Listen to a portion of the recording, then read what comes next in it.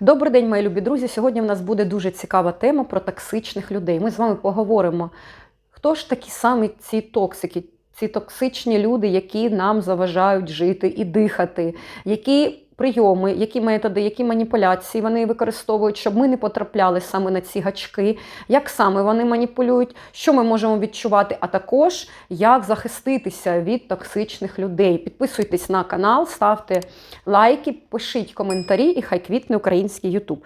Отже, токсична людина, що вона таки робить з вами? Вона постійно маніпулює, вона грає на почуттях, ви відчуваєте дискомфорт. Я, наприклад, як highly sensitive person, я можу не спати, я можу переживати, відчувати, навіть такі фізичні, якийсь біль, емоції переповнюють. На які ж вони емоції ловлять вас, на які гачки? Це почуття сорому, вони намагаються викликати у вас почуття сорому, провини, також образу.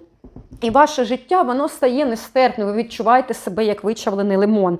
Давайте проведемо з вами тест. Можливо, саме ви. Ми також можемо бути токсичним. Токсичною можу бути я, але подивіться, скільки часу це відбувається. Якщо це відбувається один день, у вас там якась грустішка, ви стали трошки такою роздратованою, депресивною або ще щось, агресивною, то це одна справа. Але якщо це відбувається на регулярній основі, про таких людей кажуть маніпулятори, або чорнороті люди, або з негативною енергією. Раніше в 90-х був дуже популярний термін енергетичні вампіри.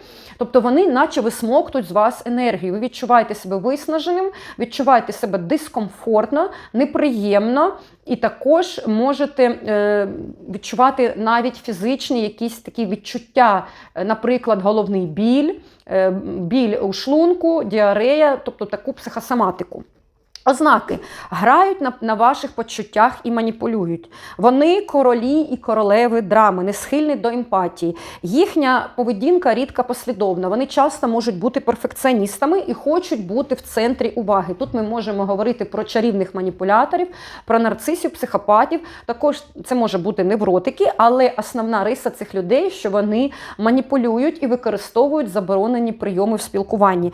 І що вони не визнають своїх помилок. От за такими критеріями можете протестувати себе, а також своїх рідних, близьких, знайомих.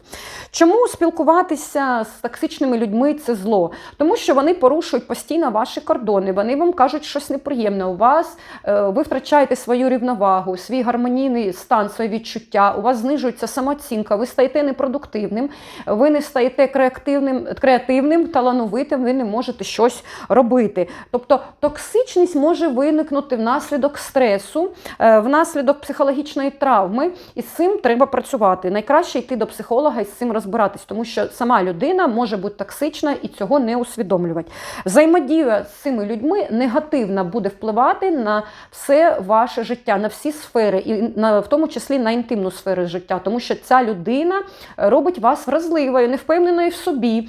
Ви стаєте таким зашуганим зайчиком, який не знає, чи правильно він сказав, чи що він зробив, і кожен раз боїться помилитися, викликаючи стрес, погіршення настрою і фізичне домагання. Захиститися, якщо коротко можна сказати, що ми можемо зробити? Перше, тримайте емоційну дистанцію, тобто поставте між собою цією людиною скло, будьте байдужими. Це дуже складно зробити, але якщо це ваш бос або якщо це родич, намагайтеся не комунікувати на рівні близькості. Тобто ставте між собою такий захисний бар'єр, захисний кокон, захисне скло. Далі, уникайте сперечань та контролюйте свої емоції. Не вступайте з ним в дебати, тому що основна ідея токсичної людини, основна його вимога, основна цей імпульс вичавити якомога більше з вас енергії. Тобто побачити ваш фідбек, зміну вашого настрою, зміну ваших емоцій, зробити вам боляче. Змінюйте тактику, тобто беріть ініціативу для себе. На себе. Питайте, для чого ти це кажеш, для чого ти це робиш. Тобто виявляйте цю маніпуляцію і показуйте це маніпулятору. Нейтралізуйте супротивника, ставлячи запитання дуже коректно для того, щоб розв'язати проблему. Наприклад, ви можете сказати начальнику, я з вами погоджуюсь, як ми можемо розв'язати цю проблему. більш таке конструктивне русло. Далі, встановлюйте часові межі, тобто або уникайте контакту з цими людьми. Якщо це неможливо, відстоюйте свої кордони і відзначайте час. От сьогодні в мене є енергія, я поговорю з цією людиною 10 хвилин. Все, оце мій ліміт, далі вже буде погано. Мінімізуйте спілкування з токсичними людьми, навіть якщо це ваші знайомі, родичі, друзі, тримайте дистанцію, тобто і фізичну, і психологічну дистанцію. Не беріть образливі слова, тому що дуже часто, якщо ви берете ці образливі слова дуже близько до серця, але це дуже важко звичайно, то ви становитесь таким вразливим, таким об'єктом, який легко піддається на ті самі маніпуляції. Тобто ігноруйте негатив. Вважайте, що ця людина говорить не з вами, вона говорить сама з собою. І треба відрізняти співзалежні токсичні відносини від тимчасових труднощів, які можуть траплятися в кожної людини. Отже, людина пережила якийсь стрес, травматизацію, вона може стати на деякий час такою токсичною, депресивною або неприємною, роздратованою. Це одна історія. А якщо людина так поводить себе все життя, значить дійсно вона токсична, в неї є проблеми. Тому що ми маємо право на чисте повітря, на чисту воду, а також на чистий ментальний простір. Розпізнати можна за негативним впливом навколишніх. Що треба для того, щоб вийти з тих токсичних відносин? Треба тримати дистанцію, треба розуміти, які саме вони методи використовують. Я ще рекомендую своїм клієнтам записувати в щоденник або говорити на диктофон, тому що вони використовують ці токсики, ці енергетичні вампіри, вони використовують заборонені методи маніпуляції. Які ж самі методи вони використовують? Які ознаки? Перше. Вони постійно зауважують ваші помилки, вони не бачать, у них світ розділений на чорно-білий, тобто вони не бачать хорошого, вони бачать лише погане, постійно вас критикують, постійно зауважують про ваші помилки. Друге, труднощ у прийняття інших точок зору. Тобто цій людині дуже важко прийняти, що існують інші варіанти, інші точки зору. Фізичні прояви стресу в спілкуванні, коли у вас починає боліти голова, живіт або безсоння і так далі, і так далі. Тобто це проявляється у вашому тілі. Ви можете потіти, відчувати свої долоні, може серце прискорено битися. Далі важкість виправлення помилок і тенденція до агресії. Ці люди токсичні, вони часто вибухають, особливо якщо це стосується психопатів і нарцисів. Часті суперечки та спроби контролю. Також до цього відносяться патологічні ревнощі. Отже, людина може вас контролювати.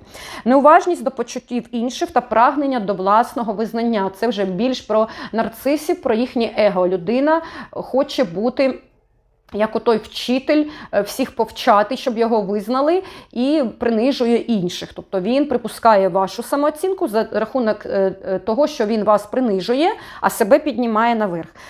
Бажання оточуючих, щоб його хвалили. Особливо це використовують люди, яких недокохали, недолюбили, такі з комплексом відмінника, відмінниці. Їм хочеться оцього і нарцисам, і хочеться, щоб їх хвалили, їм хочеться визнання.